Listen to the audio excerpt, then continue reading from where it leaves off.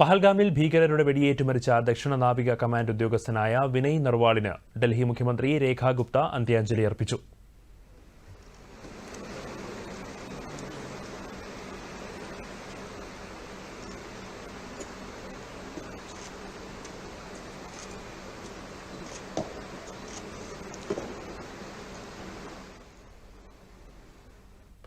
ഡൽഹിയിലെ ഇന്ദിരാഗാന്ധി അന്താരാഷ്ട്ര വിമാനത്താവളത്തിൽ വിനയ് നർവാളിന്റെ മൃതദേഹത്തിൽ നാവികസേനാ മേധാവി admiral Dinesh K Tripathi പുഷ്പചക്രമർപ്പിച്ചു.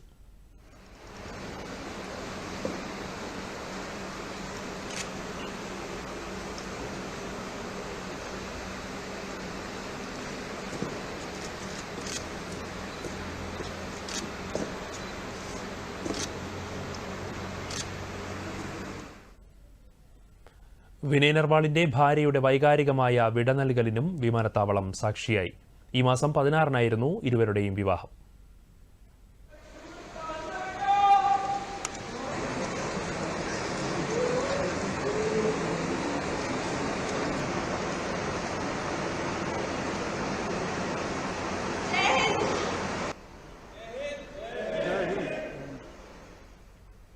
Honeymoon ആഘോഷിക്കാനായി പഹൽഗാമിലെത്തിയ Vinay നർവാളിനെ ഭീകരർ കൊലപ്പെടുത്തുകയായിരുന്നു. അദ്ദേഹത്തിന്റെ മൃതദേഹം ഇന്ന് സ്വദേശമായ ഹരിയാനയിലെ കർണാലിലേക്ക് കൊണ്ടുപോകും.